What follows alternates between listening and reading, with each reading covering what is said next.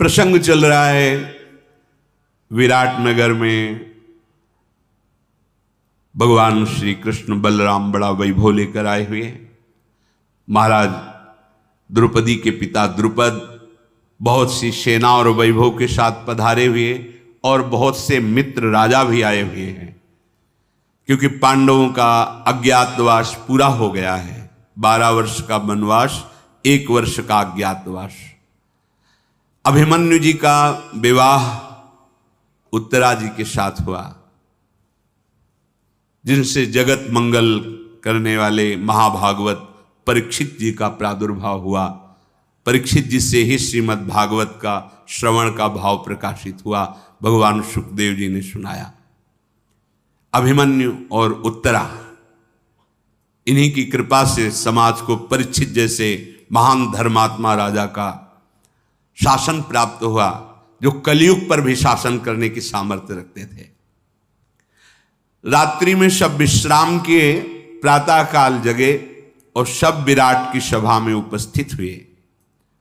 मत्स्य देश के अधिपति विराट, इनकी सभा अत्यंत सुंदर सजाई गई थी, क्योंकि सब निमंत्रण किए गए थे, तो ये सब महान महान पधारे थे। मणियों, मोती, मूंगे, इनकी सब झालरें लगी हुई हैं। फर्श और दीवार उत्तम रत्नों से बनी हुई है। सभा भवन बहुत सुंदर है। उसमें यथायोग्य सिंहासन विराजमान है, जहां जगमग जगमग मणियों की कांति हो रही, सुगंधित पुष्पों की मालाओं से बंधनवार सजाया गया है। सब नरपति आकर के वहां विराजमान हो रहे हैं। सबसे पहले वयोवृद्ध महाराज विराट और द्रुपद अपने आसन पर आसीन हुए। फिर समस्त भूतपतियों में माननीय श्री वसुदेव जी के साथ भगवान श्री कृष्ण और बलराम इस सिंहासन पर विराजमान हुए। पांचाल राज द्रुपद जी के पास ही शिनी वंश के श्रेष्ठ वीर सात्यकी, ये महाबलवान हैं। रोहिणी नंदन भगवान बलराम जी, मत्स्यराज विराट के अत्यंत निकट भगवान श्री कृष्ण, उनके अत्यंत निकट धर्मराज युधिष्ठिर का सिंहासन। राजा द्रुपद के सब पुत्र भीमसेन, अर्जुन, नकुल, सहदेव, प्रद्युम्न, शांब, विराट के पुत्रों सहित अभिमन्यु, द्रौपदी के सभी पुत्र स्वर्ण जटित सिंहासनों पर समान विराजमान हुए।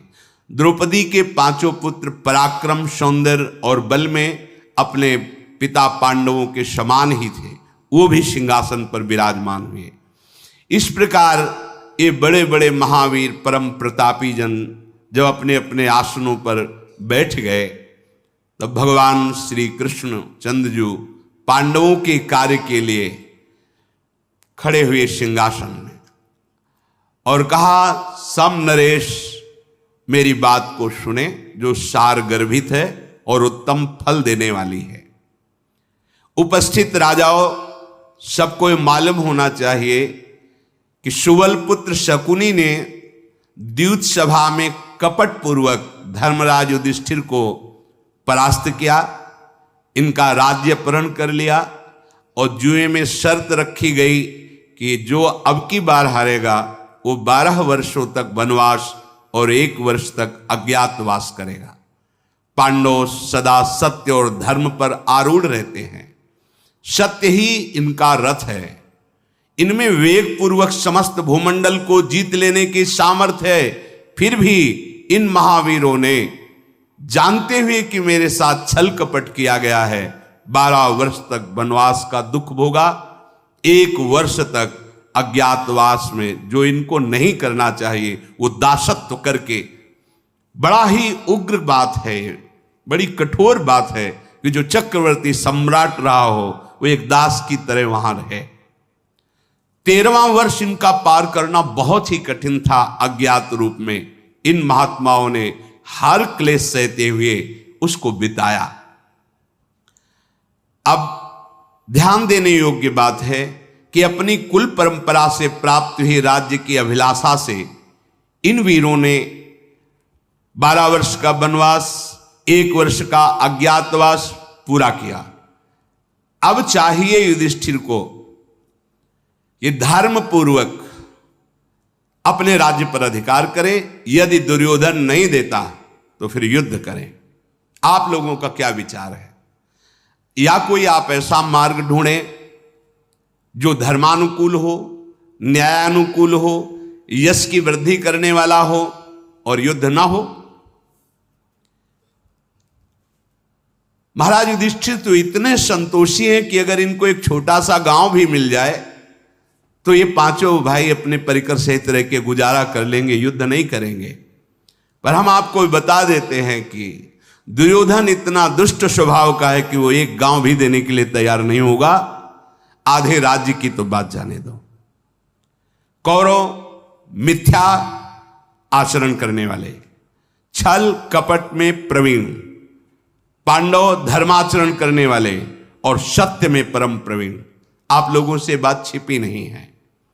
धृतराष्ट्र के पुत्रों ने बल और पराक्रम से कभी भी पांडवों को न पराजित किया है, न पराजित कर पाएंगे। सुहृदों सहित राजा युधिष्ठिर की अब भलाई होनी चाहिए, क्योंकि बहुत कष्ट पा लिया। पांडवों ने दूसरे राजाओं को जीत करके बहुत सा वैभव एकत्रित किया था। इनका जीता हुआ धन इनको वापस मिलना चाहिए दुर्योधन से। आप लोग अच्छी तरह जानते हैं, कभी अधर्म के द्वारा देवराज इंद्र का पद भी नहीं चाहेंगे महाराज युधिष्ठिर। कौरव इन्हीं के बढ़ाए हुए वैभव से उन्मत्त हो रहे हैं।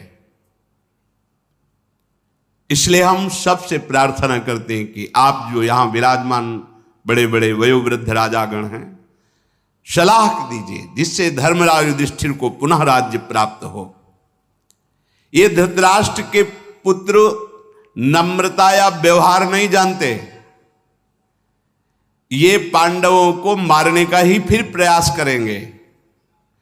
अगर हम उनसे विनय करें तो वो कमजोर समझकर आक्रमण करेंगे।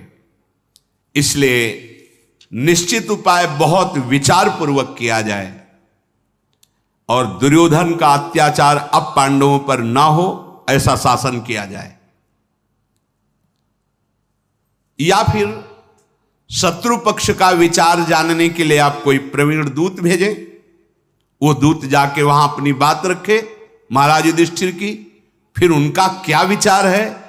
वो धर्मशील, पवित्रात्मा, कुलीन, सावधान दूत इस बात को समझ के फिर हमें बतावे। वो दूत ऐसा होना चाहिए जो दोष रहित हो, जोश सहित हो, बल होना चाहिए उसमें, दोष नहीं होना चाहिए, और उनके रोष को शांत करने में बल और बुद्धि के द्वारा समर्थ हो। अगर उनसे प्रार्थना की जाए कि आधा राज्य दे दें, युद्ध नहीं होगा, आराम से दुर्योधन हस्तिनापुर में रहें, इंद्रप्रस्थ में महाराज युधिष्ठिर। ये मेरा आप सबके बीच में वचन है, आप इसको सुने और निर्णय करें। भगवान बलदेव जी खड़े हुए और कहा, श्री कृष्ण ने जो कुछ कहा वो धर्मानुकूल है, अर्थशास्त्र सम्मत है। आप लोगों ने सुना, इसी में अजात शत्रु युधिष्ठिर का भी हित है। वो ऐसा करे कि राजा दुर्योधन इन पर प्रसन्न हो जाए, क्योंकि बलराम जी दुर्योधन को बहुत प्यार करते हैं। जैसे अर्जुन पांडवों को भगवान श्री कृष्ण, बलराम जी इधर भी प्यार करते हैं, पर अधिक प्यार दुर्योधन से है। यदि दुर्योधन का विचार जान लिया जाए, भगवान बलराम जी ने कहा, और यहां का संदेश उसके कानों तक पहुंचाया जाए और बहुत विनम्रता से दैन्यता पूर्वक दूत बात करे उनसे जाके, तो मुझे प्रसन्नता होगी और ऐसा लगता है काम बन जाएगा। दूत जाकर वहां कुरुवंश के श्रेष्ठ वीर भीष्म, महानुभाव धृतराष्ट्र, द्रोणाचार्य, अश्वत्थामा, विदुर, कृपाचार्य, शकुन, कर्ण और जो सब धृतराष्ट्र के पुत्र शक्तिशाली हैं, लोक प्रसिद्ध वीर हैं, उनको सभा में बुलाया जाए। और जो दूत जाए वो सबको प्रणाम करे, विनय करे, फिर ऐसी बात करे। ये युधिष्ठिर जी जुए का खेल नहीं जानते थे। सुहृदों ने मना किया, फिर इन्होंने क्यों खेला? गांधाराज शकुनी परम खिलाड़ी है जुए का, तो खेल में तो हार जीत तो होती रहती है। जो ही भगवान बलराम जी ऐसा बोले तो द्वारिका से आए हुए परम बलवान नारायणी सेना का प्रधान सेनापति सात्यकी खड़ा हो गया। आपका हृदय क्या दुर्योधन से मिला हुआ है? आपके श्रीमुख से ऐसे वचन शोभा नहीं देते। कोई भी धर्मात्माओं की सभा में ऐसा नहीं बोल सकता। जहां धर्मराज युधिष्ठिर और भगवान श्री कृष्ण विराजमान है, ऐसे दोषपूर्ण वचन आपको नहीं बोलने चाहिए। सात्यकी वहीं का है, नारायणी सेना का सबसे बड़ा महाबली योद्धा है। भाइयों सहित कुंती नंदन युधिष्ठिर बिल्कुल जुए में प्रीति नहीं करते और ना इस खेल के रहस्य को जानते थे।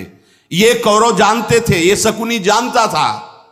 अगर धर्म पूर्वक विजय प्राप्त करना था तो युद्ध क्षेत्र में आते। महाराज युधिष्ठिर को आज्ञा दिलवाई गई धृतराष्ट्र से, छल कपट पूर्ण उनके साथ जुआ खेला गया। क्या इसमें दुर्योधन का दोष नहीं, शकुनी का दोष नहीं, क्या धृतराष्ट्र का दोष नहीं? 12 वर्ष से वनवास, 1 वर्ष से अज्ञातवास वो भोग रहे हैं, ये धर्मयुक्त है? वनवास के बंधन से मुक्त हुए अब पांडवों को उनके पिता का राज्य मिलना चाहिए। महाराज पांडु जिस सिंहासन पर विराजमान थे, युधिष्ठिर अन्यायियों को दंड देंगे। ये दीन बन करके जाना, प्रणाम करना, भीख मांगना, हाथ फैलाना, ये वीरों का काम, धर्मात्माओं का काम नहीं है। अवधि पूरी हो गई है 13 वर्ष की। अब हम ये घोषणा करते हैं कि एक बार दूत भेजो और केवल वो संदेश वाक बनकर जाए और बताए, या तो आधा राज्य नहीं तो युद्ध। ये सब दैन्यतापूर्ण बात नहीं। भीष्म, द्रोण, विदुर, ये बड़े बड़े धर्मात्मा हैं जिनके सामने अधर्माचरण हुआ है और पांडवों को कष्ट मिला है। यदि वो अभी बुद्धि शुद्ध करके और युधिष्ठिर के अनुसार चले तो क्षमा हो सकता है, नहीं सबको दंड मिलेगा। बड़े बड़े पर्वत भी जैसे वज्र का वेग नहीं सहन कर सकते, ऐसे मैं सात्यकी हूं, मेरा प्रहार त्रिभुवन में कोई सह, वह है ऐसा वीर, नारायणी सेना का प्रधान सेनापति है। कौरव दल में ऐसा कौन वीर है जिस समय मैं खड़ा हो जाऊं और गांडीव धनुषधारी अर्जुन और चक्रधारी श्री कृष्ण, तो कौन है ऐसा इनके सामने टिक सके? मुझे ये सलाह बिल्कुल पसंद नहीं आई। द्रौपदी को कीर्ति बढ़ाने वाले ये पांडवों के 5 पुत्र महाबली हैं। ऐसे महाबलियों की मां का जो अपमान हुआ है, सुभद्रा कुमार अभिमन्यु अकेले परास्त कर सकता है कौरवों को। ये शकुनी सहित दुर्योधन के पास जाओ, प्रणाम करो, नमस्कार करो और भिक्षा की तरह मांगो, ये बिल्कुल सलाह नहीं। अरे आताताई हैं, शत्रु हैं, इनसे याचना करने में पाप है। पांडुपुत्र युधिष्ठिर जो अभिलाषा करेंगे उसकी पूर्ति हम करेंगे। भगवान श्री कृष्ण ने जो कहा वही ठीक है। सात्यकी की बात सुनकर सारी सभा खड़ी हो गई और उनकी बात का अनुमोदन किया। वयोवृद्ध महाराज द्रुपद ने कहा, तुम्हारा सत्य कहना है सात्यकी, संदेह नहीं ऐसा ही होगा। दुर्योधन मधुर व्यवहार से राज्य कभी नहीं देगा। अपने पुत्र में आसक्त रहने वाले धृतराष्ट्र दुर्योधन का ही अनुसरण करेंगे, पांडवों का नहीं। भीष्म और द्रोणाचार्य अधीन है दुर्योधन के। शकुनी और कर्ण ये मूर्खतावश दुर्योधन का ही साथ देंगे। बलदेव जी का कथन मेरी भी समझ में नहीं आया। मैं जो कुछ कहने जा रहा हूं उसको ध्यानपूर्वक सुना जाए। धृतराष्ट्र का पुत्र दुर्योधन मधुर भाषा, नम्रता, प्रणाम ये नहीं जानता है। ऐसे के सामने ऐसा व्यवहार करना पापपूर्ण होगा। मृदु व्यवहार वाला, स्वभाव वाला नहीं है दुर्योधन। इसलिए उस पापी दुर्योधन के प्रति मृदु वचन बोलना, मानो गधे के प्रति हाथ जोड़कर कोमलतापूर्ण व्यवहार करना, ऐसा साबित होगा। पापी एवं मूर्ख मनुष्य कभी मृदु वचन से नहीं समझता। अगर उसके सामने हाथ जोड़कर मृदु वचन बोला जाए तो वो समझता है कि ये दीन है, ये हीन है। कोमलता का वर्ताव करने पर वो समझता है ये मेरे बल से भयभीत हो गया है। इसलिए मैं जो आपके सामने प्रस्ताव रखने जा रहा हूं, ध्यानपूर्वक सुने। महाराज द्रुपद ने कहा, हमारा शीघ्रगामी दूत शल्य, धृष्टकेतु, जयसेन, समस्त के राजकुमारों के पास जाए। मुझे पता है मेरी सभा में भी गुप्तचर दुर्योधन के बैठे होंगे और थे, क्योंकि बहुत सावधान था। वो जब ही ये बात सुनेगा तो बहुत से राजाओं को युद्ध का निमंत्रण पहले देगा, और राजाओं की पद्धति होती है जिसका पहले निमंत्रण पहुंच गया उसी के साथ वो हो जाते हैं। मुझे लगता है कि दुर्योधन के पास दूत बाद में भेजा जाए, पहले राजाओं को निमंत्रण किया जाए, क्योंकि ये जहां गुप्तचर उसको बताएंगे वो तुरंत पहले सेना के लिए निमंत्रण भेजेगा राजाओं के पास। शल्य आदि जो बड़े बड़े महाबली राजा हैं, शीघ्रगामी घोड़े से दूत जाए, उनको निमंत्रण दें। भगदत्त के पास भी अमित मौजा, उग्र, हार्दिक, कृतवर्मा, अंधक, दीर्घ प्रज्ञ, ये जो बड़े बड़े बलवान राजा है, महाराज युधिष्ठिर की तरफ से निमंत्रण युद्ध का उनके पास पहले पहुंच जाए। इन सबके पास रण निमंत्रण अगर पहले पहुंच गया तो अपने पक्ष में हो जाएंगे, नहीं तो दुर्योधन निमंत्रण देगा तो उसके पक्ष में होना पड़ेगा। ये बात सबको अच्छी लगी। फिर पहले उनको निमंत्रण, फिर एक हम अपने राज्य का वयोवृद्ध ज्ञानवद विद्वान ब्राह्मण भेजेंगे धृतराष्ट्र के पास। वो सभा में दुर्योधन से क्या कहेगा, शांतुनंदन भीष्म जी से क्या कहेगा, धृतराष्ट्र से क्या संदेश मिलेगा, वो बड़ी प्रवीणता से वार्ता करने वाला होगा, उसे हम सब समझा देंगे। भगवान श्री कृष्ण खड़े हो गए और कहा, महाराज द्रुपद की बात परम सत्य है, ऐसा ही किया जाए। इसी से अमित तेजस्वी पांडुनंदन राजा युधिष्ठिर का अभीष्ट कार्य सिद्ध होगा। हम लोग सुनीति से चलने वाले हैं, अतः हमें सबसे पहला कार्य करना चाहिए कि जितने भी बलवान राजा हैं उनको रण निमंत्रण दे देना चाहिए। जो धर्म के विपरीत आचरण करता है वो मूर्ख माना जाता है, और कभी मूर्ख विजय को प्राप्त नहीं होता। इस समय हम और आप सब विवाह उत्सव में आए हुए हैं, विवाह कार्य संपन्न हो गया है, इसलिए पहले तो हम विदा मांगते हैं और अपनी पुरी को जाते हैं। आप जो महाराज द्रुपद ने कहा वो कार्य करें, सबके पास निमंत्रण भेजें, फिर सबसे बाद में हमें संदेश दें कि क्या हुआ। दुर्योधन न्याय के अनुसार यदि शांति स्वीकार करेगा तो आनंद में रह करके हस्तिनापुर का वो राजा बना रहे, इंद्रप्रस्थ का राज्य युधिष्ठिर को दे दे। ये धृतराष्ट्रपुत्र यदि घमंड में आकर के हमारा प्रस्ताव नहीं मानेगा तो फिर युद्ध निश्चित है। गांडीव धनवा अर्जुन के कुपित होने पर मंदबुद्धि ये कौरव मंत्री और बंधु बांधवों सहित मारे जाएंगे। तदनंतर राजा विराट ने सेवक वृंद और बांधवों सहित वृषणी कुल नंदन भगवान श्री कृष्ण का सत्कार करके उन्हें द्वारिका जाने की विदाई दी। प्रभु श्री कृष्ण अपने परिकर सहित द्वारिका चले गए। युधिष्ठिर जी ने जैसा द्रुपद सभा में बोले थे वैसा ही प्रारंभ किया। बड़े बड़े राजाओं के पास शीघ्रगामी घोड़ों में बैठकर दूतों को भेजा निमंत्रण के लिए। पांचाल राज द्रुपद के संदेश से महाबली नरेश उत्साह में भर करके विराट नगर में उपस्थित होने लगे। धृतराष्ट्र के पुत्रों ने जब गुप्तचरों द्वारा ये सुना कि वहां ऐसा, तो शीघ्रगामी, राजाओं का नियम पहले जिसका निमंत्रण पहुंच, वो पहले ही बड़े बड़े राजाओं के पास निमंत्रण भेज दिया। कौरव तथा पांडवों के उद्देश्य से अलग अलग निमंत्रण पाकर के राजा लोग कुछ हस्तिनापुर में, कुछ विराट नगर में एकत्रित होने लगे। पुरोहित को तैयार करके राजा द्रुपद ने कहा, तुम बुद्धिजीवी हो, शास्त्रज्ञ हो और सबकी भावनाओं को समझने वाले हो, इसलिए तुम सभा में जाना और जाकर के शुक्राचार्य और बृहस्पति के समान जिसकी बुद्धि है, ऐसे विदुर जी, भीष्म जी, इनको सभा में उपस्थित रखना, तभी बात करना। कुंती पुत्र पांडुनंदन युधिष्ठिर का आचार विचार उनसे भी नहीं छुपा और अपने से भी नहीं छुपा।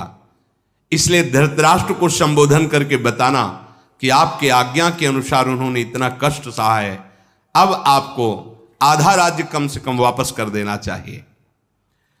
यदि राजा धृतराष्ट्र धर्मयुक्त बातें कहते हैं तो सुनना, अगर नहीं कहते हैं तो आपको उनका समर्थन नहीं करना और उत्तर दे देना है कि फिर भीष्म, द्रोणाचार्य, कृपाचार्य और आप भी ये सुन लीजिए कि महान युद्ध की तैयारी हो रही है, फिर सर्वनाश ही होगा।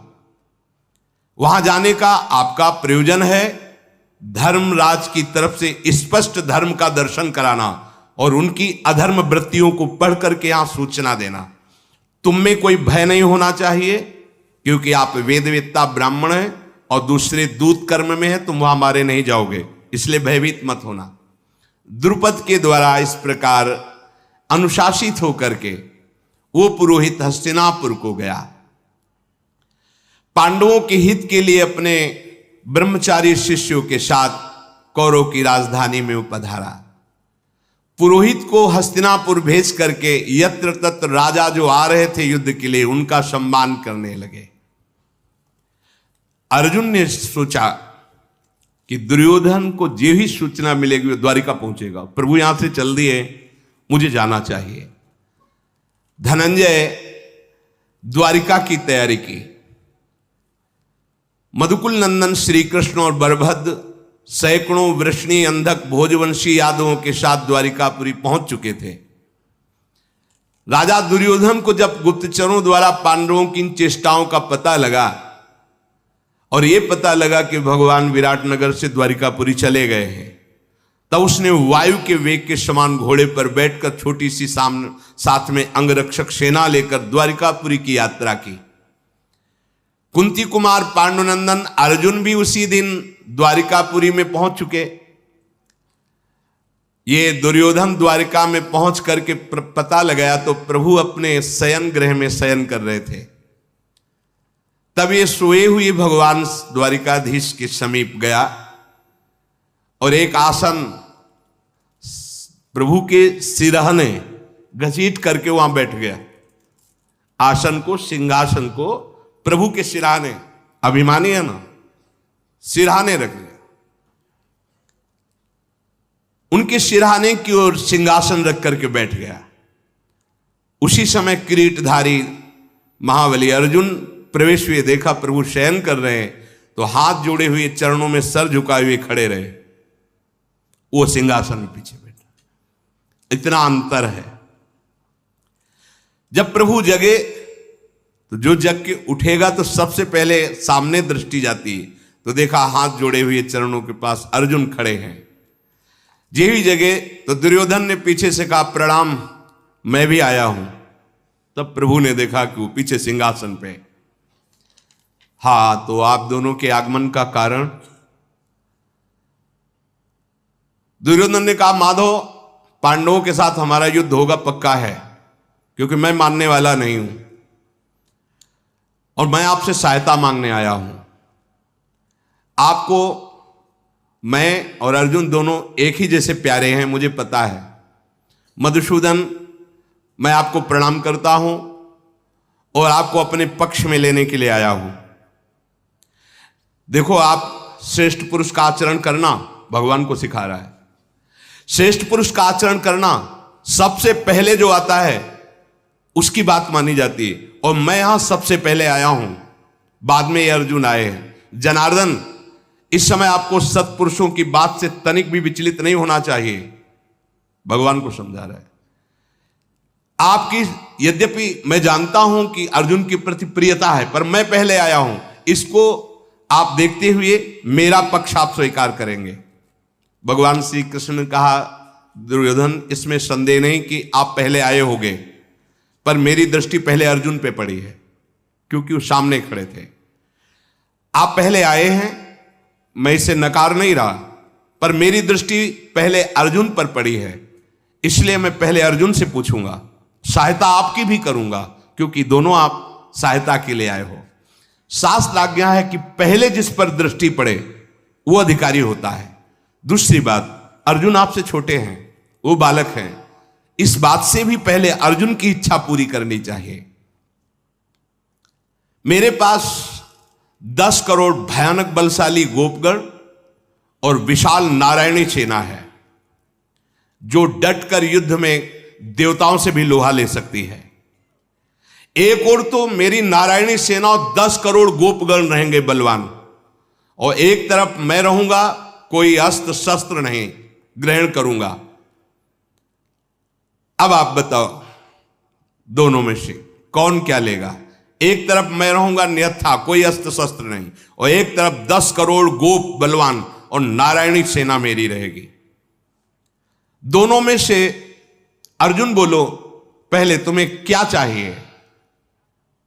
तुम पहले चुन लो, क्योंकि धर्म के अनुसार मैंने पहले तुम्हें देखा है, और तुम दुर्योधन से छोटे भी हो, इसलिए अधिकार रहे तुम्हारा। बालक का पहले अधिकार होता है अपनी इच्छा की पूर्ति कराना। भगवान श्री कृष्ण के ऐसा कहने पर अर्जुन पुलकित हो गए और कहा, प्रभु मुझे शत्रुहंता नारायणी सेना नहीं, 10 करोड़ गोप नहीं, मुझे सिर्फ आप चाहिए। तुमने सुना है मैं कोई अस्त्र शस्त्र ग्रहण नहीं करूंगा। हां प्रभु, केवल मैं आपको चाहता हूं, आप मेरी तरफ रहेंगे। हे प्रभु, आप जिसकी तरफ हैं, मैं जानता हूं विजयश्री उसी के चरण चूमेगी, क्योंकि आपका एक नाम विजय भी है। दुर्योधन ने कहा, मुझे आप नहीं चाहिए, मुझे सेना चाहिए, जो अस्त्र शस्त्र नहीं ग्रहण करोगे आप नहीं चाहिए, मुझे वो 10 करोड़ गोपगण नारायणी सेना चाहिए। भगवान ने कहा, ऐसा ही वही महाबलशाली नारायणी से जो देवताओं से भी लड़ सकती है। दुर्योधन बहुत प्रसन्न हुआ कि अर्जुन ठगे गए, इनको लेके क्या करेंगे अकेले। वो प्रसन्न हो रहा है कि मैंने बुद्धिमानी की, जो एक अक्षोणी नारायणी सेना भगवान की मांग ली, 10 करोड़ गोपगण महाबली, वो अर्जुन के साथ ये रहेंगे सांवरे सलोने, अस्त्र शस्त्र लेंगे नहीं, इनकी पूजा अर्जुन ही करे, हमें तो युद्ध करने के लिए सेना चाहिए। बड़ा प्रसन्न हुआ और बार बार खुश हो रहा कि अर्जुन ठगे गए।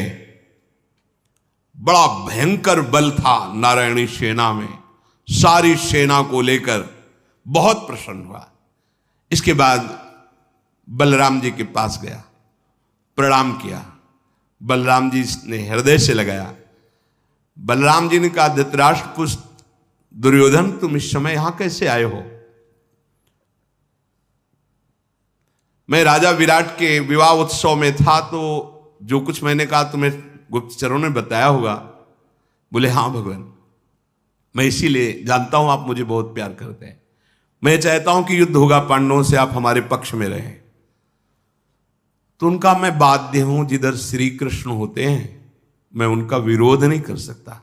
बलराम जी ने कहा, यद्यपि मैं तुम्हें बहुत प्यार करता हूं, पर मैं बाध्य हूं, जिधर श्री कृष्ण होते हैं उनका विरोध नहीं कर सकता मैं। तुम्हें भी प्यार करता हूं, और श्री कृष्ण तो जिधर श्री कृष्ण उधर विरोध कर नहीं सकता, और तुम्हारे पक्ष में अब हो नहीं सकता, क्योंकि तुम्हारे पक्ष में का मतलब है श्री कृष्ण का विरोधी होना, वो मैं हो नहीं सकता। इसलिए न मैं तुम्हारे साथ रहूंगा युद्ध में, ना अर्जुन के साथ रहूंगा, मैं युद्ध में रहूंगा ही नहीं, ये मैंने निश्चय कर लिया है। श्री कृष्ण की ओर देखना मेरा स्वभाव है। भरतवंश में उत्पन्न जो धर्मयुक्त युद्ध होता है उसमें धर्मात्मा की विजय होती, इतना मैं तुम्हें बताए देता हूं। बलराम जी ने दुर्योधन से कहा। दुर्योधन ने प्रणाम किया और थोड़ा उदास उसके मन में था, अगर बलराम जी भी हमारे पक्ष में हो गए तो विजय हो जाएगी, इनका मूसल और हल प्रसिद्ध है। तो थोड़ा उदास होकर, पर बड़ा प्रसन्न हुआ कि अर्जुन ठगे गए। द्वारिका से महाबलवान 10 करोड़ गोप और नारायणी सेना, अब हम तो विजय प्राप्त कर लेंगे। दुर्योधन फिर कृतवर्मा के पास गया, 100 अक्षोणी सेना सहित कृतवर्मा को अपने पक्ष में कर लिया। सारी भयंकर सेना साथ लेकर के सुरदों का हर्ष बढ़ाता हुआ हस्तिनापुर की तरफ लौटा। जब दुर्योधन चला गया तो भगवान ने अर्जुन से कहा, क्या समझ करके तुमने ऐसा मुझे मांगा? थोड़ा तो सोच विचार लेते, युद्ध में नारायणी सेना कितनी बलवान है, तुम्हारा सहयोग करती। अर्जुन बोले, प्रभु अब हमसे आप छुपाव की बात मत करें, मैं जानता हूं आपके एक इशारे से पूरी सृष्टि का विनाश हो जाता है, सृजन हो जाता है, पालन होता है। प्रभु आप कौन हैं? आपकी कृपा से मैं आपको जानता हूं।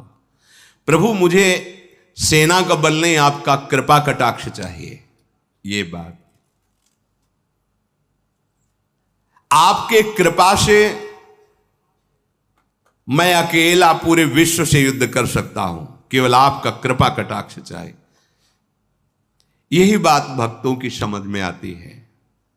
एक कृपा कटाक्ष हो जाए, कागभूषुंड जी कहते गरुण जी से, छोटा सा सांप का बच्चा आपको खा जाए, ऐसा उनका कृपा कटाक्ष होता है। मच्छर को ब्रह्मा बना दे, ब्रह्मा को मच्छर बना दे, जड़ को चैतन्य, चैतन्य को जड़, ऐसा उनका कृपा का। मूकम करोति वाचालम पंगुम लंघयते गिरिम यत् कृपा तमहम वंदे परमानंद माधवम। बहुत सामर्थ्यशाली कृपा कटाक्ष हरि का है। अर्जुन ने कहा, मुझे नारायणी सेना नहीं, आपका कृपा कटाक्ष चाहिए, बस बस। संसार में जिसके साथ आप हैं वही यशस्वी होता है और वही विजयी होता है। ये बात बैठा लो। आप हैं जिसके साथ वही यशस्वी होता है। बिस्तरे सब जग विमल कीरति साधु संगति नाटरे। ये अमृत वचन है। संसार को साथी मत बनाओ, प्रभु को साथी बना लो तो संसार भी तुम्हारे लिए जो दुखालय कहा गया हो आनंदमय हो जाएगा। शास्त्रों में आता है भगवान का भजन करने वाले के लिए 10 दिशाएं मंगलमय हो जाती है। प्रभु मैंने इसलिए आपका वर्ण किया है कि मैं आपको देख देख करके महाबलशाली होता रहूंगा। ये आपको देख देख करके, आपका कृपा कटाक्ष प्राप्त करके मेरी आंतरिक अभिलाषा है कि मैं अपने जीवन रथ को आपके हाथ में समर्पित कर दूं, आप उसके सारथी बन जाए। प्रभु ने कहा, चिरकाल की अभिलाषा पूर्ण करूंगा, बाहरी रथ का भी मैं सारथी बनूंगा और तुम्हारे जीवन रथ का भी मैं सारथी बनूं। यही है जीवन का लाभ। अपने जीवन रथ की बागडोर जगत गुरु भगवान श्री कृष्ण के चरणों में दे दो, वो सारथी बन जाएंगे तो इंद्रिय रूपी घोड़े फिर विषयों में नहीं जाएंगे, वो ठीक मार्ग पे चलेंगे। भगवान श्री कृष्ण ने कहा, पार्थ जाओ तुम्हारी विजय हो। सुनो, अभी युद्ध नहीं हुआ है। भगवान क्या कह रहे हैं? अगर भगवान को लिया है तो वो विजय की आशा में वीरों को लेके जा रहा है। और विजय श्री किसके पास हो गई? आ गई। अर्जुन जाओ, अर्जुन शत्रु को परास्त करके विजय प्राप्त करो। और भगवान सच्चिदानंद, इनके वचन अमोघ हैं। हो गई विजय, विजय अब हो गई, युद्ध बाद में होगा। धृतराष्ट्र जी ने पूछा था संजय जी से, संजय मेरे पास 11 अक्षोणी सेना, एक से एक बलशाली, और पांडवों के पास तो 7 अक्षोणी है। वो माना श्री कृष्ण है पर वो अस्त्र शस्त्र तो चलाएंगे नहीं, तो आपको क्या विजय किस पक्ष में लग रही है? मुझे तो लग रहा है मेरा पक्ष बहुत जोर। 11 कहां 7 कहां 11।